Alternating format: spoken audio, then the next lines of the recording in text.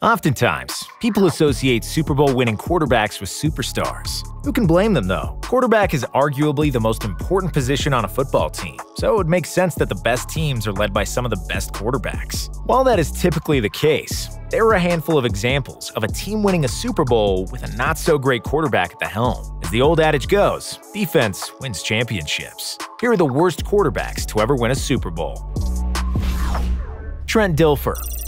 The 2000 Baltimore Ravens winning the Super Bowl proves that saying about defenses winning championships to be true. With one of the greatest defenses of all time, the Ravens took down the New York Giants 34-7 in Super Bowl 35. The Baltimore defense was so special that it didn't matter that the offense was led by Trent Dilfer. Heading into that season, Dilfer wasn't even supposed to be the starter for the Ravens, but he appeared in 11 regular season games and started 8 of them, while only throwing for 1,502 yards and 12 touchdowns, with 11 interceptions to go with. In the playoffs, Dilfer was nothing more than a game manager for the Ravens. In 4 games that postseason, he threw for just 590 yards. That's under 150 yards per game. But Baltimore didn't need anything special out of him with their stellar defense. Dilfer's main job was to just not turn the ball over, and he only threw 1 interception in those 4 games. In Super Bowl 53, he threw for 153 yards and a touchdown. Safe to say, he wasn't named the game's MVP. Even though he helped his team win a ring, Dilfer was so underwhelming that the Ravens let him go before the following season, making him the only starting quarterback to ever be let go after winning a Super Bowl. To go with, it wasn't just Baltimore who wasn't impressed with his play. Nobody else in the league even viewed him as a starter, as he was signed to be Seattle's backup in 2001. After that 2000 season with the Ravens, Dilfer only started more than 10 games in a season once, and that was for the Cleveland Browns, who have started more quarterbacks since 1999 than Dilfer has thrown touchdowns in a single season. Dilfer was out of the league by 2008 and finished with a career rating of 70.2 and a completion percentage of just 55.5. Doug Williams.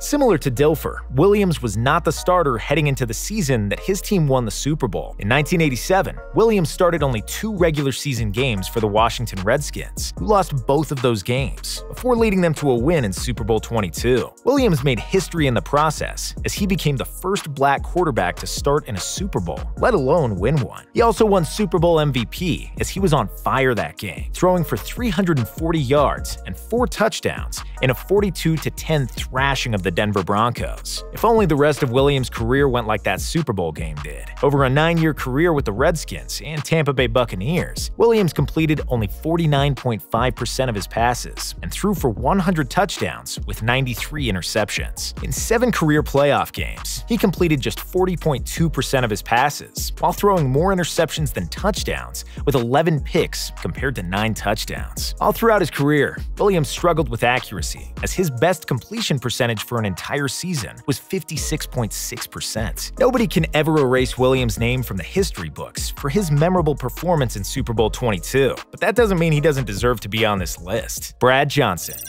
In Super Bowl 37, Johnson was about as average as they come, as he completed 18 of his 34 passes for 215 yards and 2 touchdowns while throwing 1 interception. His Buccaneers were victorious and became Super Bowl champions thanks to their lights-out defense, rather than his play. While Johnson's 2002 season in Tampa was impressive and ended in something special, he is viewed as nothing more than an NFL journeyman who had an up-and-down career. He played for 5 different teams, which was probably a result of his inconsistency.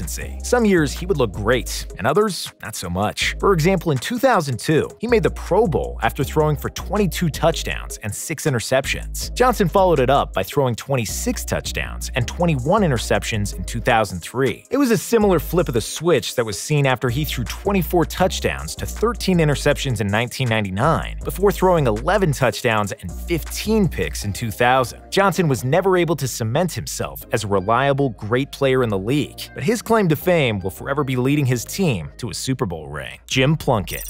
Jim Plunkett actually managed to lead his team to Super Bowl victories 2 different times. His first came in the 1980 season, when his Oakland Raiders won Super Bowl 15. During that season, Plunkett completed just 51.6% of his passes, while throwing 18 touchdowns and 16 interceptions. Although he was named Super Bowl MVP that season, Plunkett received a lot of help from his defense in the game, specifically linebacker Rod Martin, who picked off the opposing quarterback 3 times. Plunkett returned to the game's biggest stage 3 years later with the Raiders, who then called Los Angeles their home. Again, Plunkett was aided by a stellar defense, as the Raiders held the Washington Redskins to just 9 points in Super Bowl XVIII. It also helped that Plunkett was handing the ball off to an all-time great running back in Marcus Allen. During that 1983 season, Plunkett again barely threw more touchdowns than interceptions, as he had 20 and 18 respectively. Over his 15-year NFL career, Plunkett passed for only 164 touchdowns, while throwing 198 interceptions. Not exactly the ratio you're looking for in a quarterback. He also finished with a career record of 72 and 72, while completing only 52.5% of his passes. Jeff Hostetler.